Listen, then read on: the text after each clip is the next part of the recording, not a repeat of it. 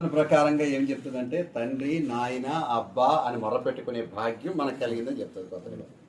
ఎవరి ద్వారా అంటే ప్రభు అయినటువంటి యేసుక్రీస్తు ద్వారా మనకు ఆ భాగ్యం మళ్ళా తిరిగి మనకి వచ్చిందని మనం చూస్తాం. ఓకే, ప్లాన్ ఏంటి మళ్ళీ కొద్దామా?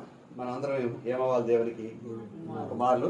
ఎందుకు కుమారులు కుమార్తెలు అవ్వాలి నేను తర్వాత చెప్తాను. కానీ ఇప్పుడు మనం గమనించాల్సిన విషయం ఏంటంటే తండ్రి అయిన దేవుని కోరిక కానీ తండ్రి అయిన దేవుని కోరికను తీర్చడంలో యేసుక్రీస్తు వారు పడిన ఆరాటం కానీ యేసుక్రీస్తు పడిన ప్రయాసను 2000 సంవత్సరాలుగా ఇప్పటికీ పరిశుద్ధాత్మ దేవుడు చేస్తున్న పరిచర్య కానీ అంతా ఒకటే. అలా చెప్పమంటారా? తండ్రి అయినటువంటి దేవుని ఆశ లేదా కోరిక, అపేక్ష అంటారు ఒకటే. ఏంటి? ఇప్పుడు మనం చదువు వచ్చిన ప్రకారంగా మనం అందరం కూడా దేవుని కుమారులము కావాలి. ఈ అపేక్షను షేర్ చేసుకుంది ఎవరంటే ప్రభు అయినటువంటి యేసుక్రీస్తు వారు.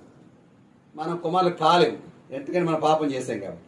మన కుమారులుగా చేయడానికి ఆయన ఈ లోకానికి వచ్చి తన ప్రాణము పెట్టి ఇక్కడే రాయబడి ఉంది, మన 7వ వచనంలో రాయబడి ఉంది. చూడండి, దేవుని కృప ఆ మహదేశ్వరుని బట్టి ఆ ప్రీణియందు ఆయన రక్తము వలన మనకి విమోచనమును అనగా మన అపరాధములకు క్షమాపణ మనకు ఇది జరిగితే తప్ప మనం మళ్ళా తిరిగి దేవుని కుమారులము కుమార్తెలము మనం కాలేము. అందుకని దేవుడి ప్లానింగ్ ని అమలుపరచడానికి ఆయన ఆరాధన వదిలిపెట్టేశాడు, ఆయన భాగ్యాలన్నీ వదిలిపెట్టేశాడు, మానవ పాప శరీరాకం ఈ లోకానికి వచ్చాడు, మన వలె శోధింపబడ్డాడు, మన వలె శ్రమ పడ్డాడు, అన్ని అనిపించాడు, అన్నీ చేశాడు. కానీ ఎక్కడ ఆయన పాపం మాత్రం చెయ్యలేదు. ఎందుకని?